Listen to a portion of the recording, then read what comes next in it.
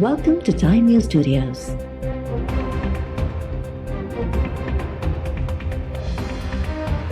You are watching 2 p.m. Bulletin. वज़ीर आज़म कराची में मुतहदा के मुज़ाहिरे दौरान पुलिस के मुबैना तशद्दुद जो नोटिस वठंदे रिपोर्ट तलब करे वरिती।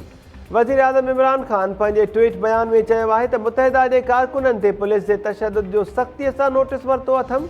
घरू खाते चीफ सेक्रेटरी ऐं IG सिंध खां रिपोर्ट तलब कई आहे। रिपोर्ट्स मिलण बाद ज़िम्मेवारनि ख़िलाफ़ एक्शन खयो वेंदो। मुतहदा अॻवान अमीनुल हक़ सां फ़ोन ते राब्ते में परदेही वज़ीर शाह महमूद कुरैशी चयो आहे त सिंध हुकूमत मुतहदा सां ज़ालिमाणो रवैयो रखियो आहे। औरतुनि ऐं ॿारनि ते तशद्दुद बर्दाश्त जोॻो न आहे। मुतहदा जी क़यादत ऐं कारकुननि सां ॿधीअ जो इज़हार।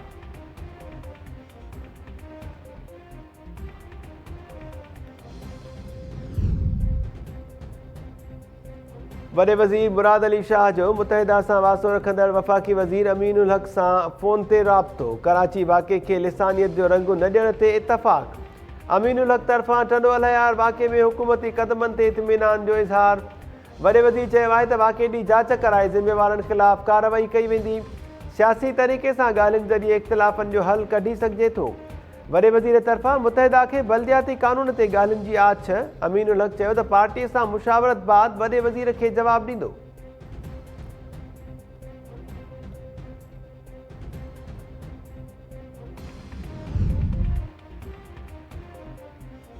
वॾे वज़ीर मुराद अली शाह सां IG सिंध ऐं कमिश्नर कराची जी गॾिजाणी दौरान मुतहदा पाकिस्तान जे मुज़ाहिरे दौरान पेश आयल वाक़े जो जाइज़ो। वॾे वज़ीर तरफ़ां घरू सेक्रेटरी खे मामले जी जांच लाइ पंहिंजी सरबराही में कमेटी जोड़ण जी हिदायत। वॾे वज़ीर चयो आहे त जांच में जंहिंजी बि ज़्यादतीअ जा सबूत मिलनि उन ख़िलाफ़ एक्शन खयो वेंदो। शहर जो अमुन बरक़रार रखणु हुकूमत जी ज़िम्मेवारी आहे।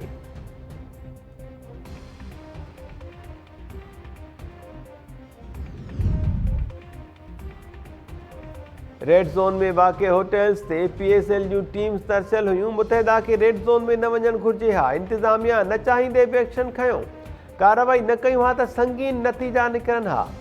सूबाई वज़ीर सईद गनी चयो आहे त मुतहदा जो शाहराह फैसल खां प्रेस क्लब ताईं रैली जो शेड्यूल हो। मुतहदा इंतिज़ामिया जी ॻाल्हि न मञी ऐं प्रेस क्लब बदिरां वज़ीर आला हाउस जो रुख़ कयो। कालो के वाक़े सां सिंध सरकार खे बि को सियासी फ़ाइदो नाहे थियो। मुतहदा जो उहो दौर वियो जो चपटी वॼाइण ते शहर बंदि थींदो हो। काल्ह बि मुतहदा जा नामालूम माण्हू निकिरी आया ऐं शहर बंदि कराइण जी कोशिशि कई। पुलिस ऐं रेंजर्स जे पहुचण बाद बाज़ारूं खुली वियूं। हाणे कराची वासियुनि खे डेॼारे ऐं धमकाए नथो सघिजे।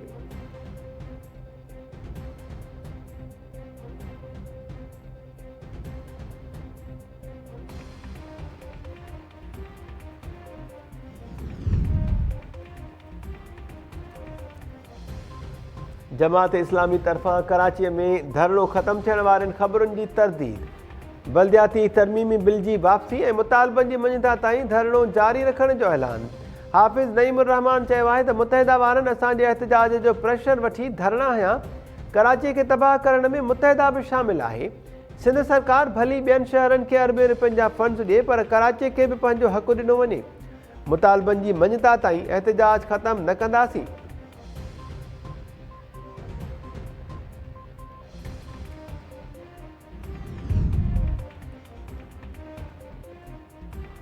वज़ीर आज़म ऐं फ़ौजी क़यादत में के बि इख़्तिलाफ़ न आहिनि। मुल्क जो फ़ाइदो बि इन में आहे त एस्टेब्लिशमेंट ऐं इमरान ख़ान हिक पेज ते हुजनि। फ़ौज ऐं हुकूमत जी सोच में फ़र्क़ु थी सघे थो पर उहे हिक पेज ते ई आहिनि। वफ़ाक़ी घरू वज़ीर जूं बरतानवी ख़बरूं इदारे खे ख़ुसूसी इंटरव्यू में ॻाल्हियूं। शेख रशीद चयो आहे त अपोज़िशन चाहे थी त इमरान ख़ान ऐं फ़ौजी क़यादत में लाॻापा ख़राब थियनि। एस्टेब्लिशमेंट मां न पर सिविल हुकूमत मां हिकु माण्हू वज़ीर आज़म खे चयो त बयानु वापसि वठे। ईअं लॻंदो आहे त हुकूमत तरफ़ां केस अदालतुनि में खणी वञण वक़्तु सही तयारी नाहे कई वेंदी। वज़ीर आज़म ऐं शहज़ाद अकबर में नाराज़गीअ जो कारण नवाज़ शरीफ़ ऐं संदसि पैसनि जी वापसी न थियणु आहे। नवाज़ शरीफ़ खे परॾेह उमाणणु असांजी पंहिंजी ग़लती आहे। हुकूमत जी कोशिशि आहे त नवाज़ शरीफ़ ॾेह वापसि अचे।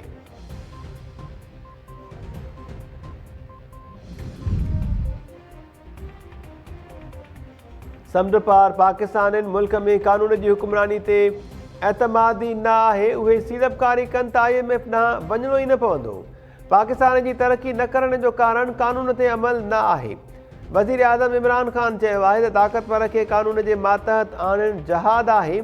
फ़ौजदारी कानून में सुधारनि सां ताक़तवर खे कानून जे मातहत आंदो वेंदो। अदलिया ऐं वकीलनि खे कानून में सुधारनि ते अमल कराइणो आहे। मुल्क में जस्टिस सिस्टम ताक़तवर खे फ़ाइदो ॾियण जे लाइ ठाहियो वियो। ताक़तवर ऐं कमज़ोर जे लाइ धार धार कानून अची विया हुआ। पहिरियों भेरो कानून में बहितरी आणण जी कोशिश थी आहे।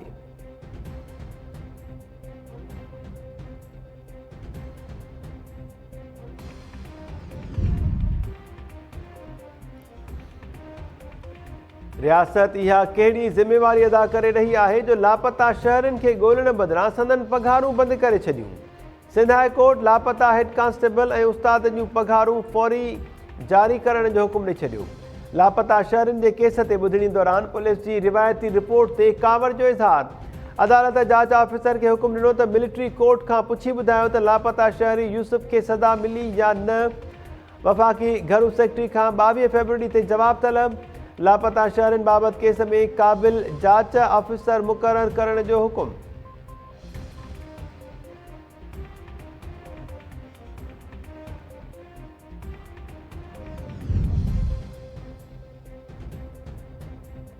कराची मां कारे नाणे सूधो गिरफ़्तार थियल म्यूनिसिपल कमिश्नर ऐं संदसि साथी इस्लामाबाद जी एहतिसाब अदालत में पेश।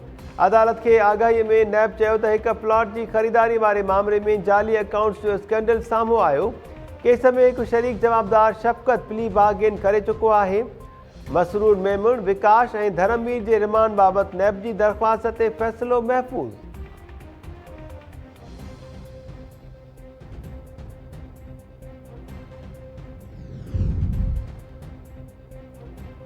बदीन भरिसां हैदराबाद रोड ते ख़ौफ़नाक हादसे में माउ पुटु ऐं नुंहुं सूधो 5 ॼणा अजुल जो शिकार। हादसे जा ज़ख़्मी खणी वेंदड़ कार जो डंपर सां टकर।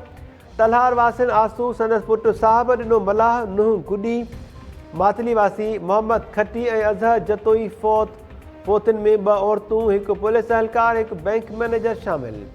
पुलिस जो चवणु आहे त हैदराबाद रोड ते चिंची रिक्शा सां हादसे जे ज़ख़्मियुनि खे कार में इस्पताल लियो पियो वियो। कार तेज़ रफ़्तारी सबबि ड्राइवर जे कंट्रोल मां निकिरण बाद अॻियां ईंदड़ डंपर सां टकराइजी वई।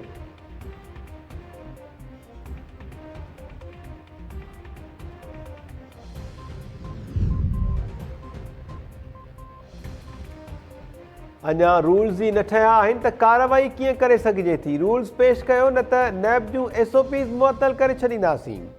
सिंध हाई कोर्ट तरफ़ां नैब जा रूल्स पेश न थियण ते वफ़ाक़ ऐं नैब मथां कावड़ जो इज़हार।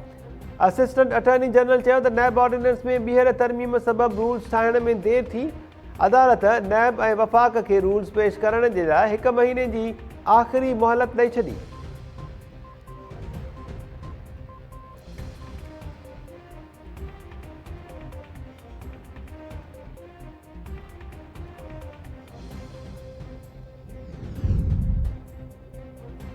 खैरपुर जूसो में प्लॉट जे तकरार तां फहमीदा सियाल जे क़त्ल केस में पीपल्स पार्टी MPA घंवर इसरान जे पीउ ऐं मामे जा ॿीहर गिरफ़्तारी वारंट्स जारी। लाड़काणो जी दहशतगर्दी टोड़ अदालत नवीद ऐं शहीद इसरान जी मिल्कियतुनि जा तफ़सील बि तलब करे वरिता। केस में नामज़द जवाबदार पेश न थियण ते पुलिस मथां कावड़ जो इज़हार। जवाबदारनि खे नोटिस जारी थियण बाद ॿुधणी 8 फरवरी ताईं मुलतवी।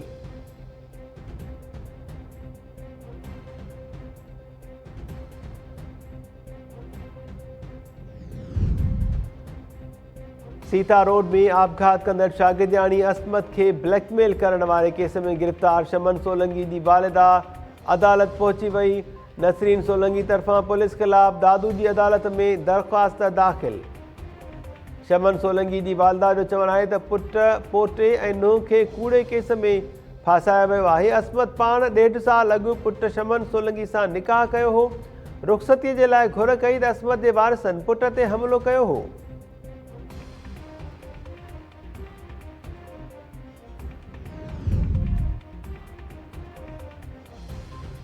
सखर तालीमी बोर्ड तरफां फीसिस में वाध खिलाफ़ शागिर्द सरापा एहतजाज वड़ियल। खैरपुर में स्कूली ड्रेस पहिरियल सवे शागिर्द रस्तनि ते निकिरी आया। मैट्रिक जे शागिर्दनि तरफां रैली बाद ख़ाकी शाह पुल ते धरणो। शागिर्दनि जो चवणु आहे त असांजा वालिदेन मज़दूरी करे घर जो ख़र्च पखो हलाइण सां गॾु तालीम जो ख़र्च भरींदा आहिनि। फीसिद में वाध सां ग़रीब शागिर्दनि जे लाइ परेशानियूं वधी वयूं। फीसिद में वाध वारो फ़ैसिलो वापसि वठी शागिर्दनि जो मुस्तक़बिल बचायो वञे। सखर तालीमी बोर्ड जो फ़ैसिलो वापसि न थियण जी सूरत में तहरीक हलाइण जो चिताव।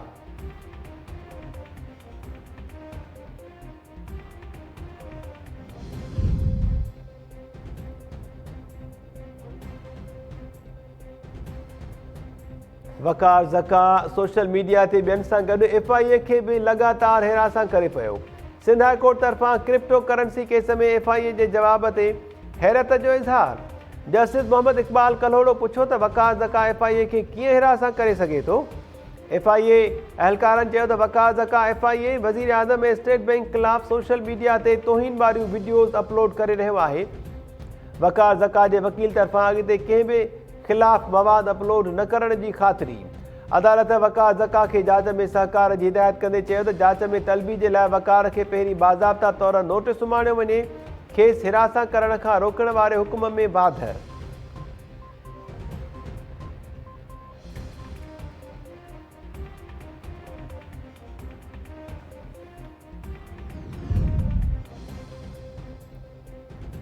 इंतज़ार जूं घड़ियूं ख़त्म। पाकिस्तान सुपर लीग जो 7हों एडिशन अॼु खां शुरू थी रहियो आहे।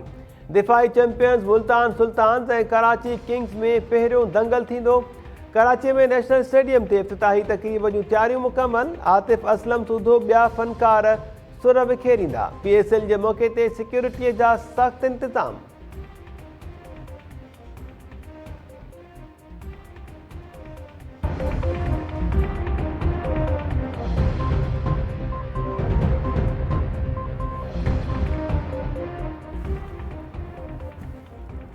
अस्सलाम वालेकुम नाज़रीन, टाइम न्यूज़ में अवां खे भलीकार चऊं था। मां आहियां महताब अली नूर। हेडलाइंस हवाले थियूं बुलेटिन सां गॾु हाज़िर थियूं था शॉर्ट ब्रेक खां पोइ।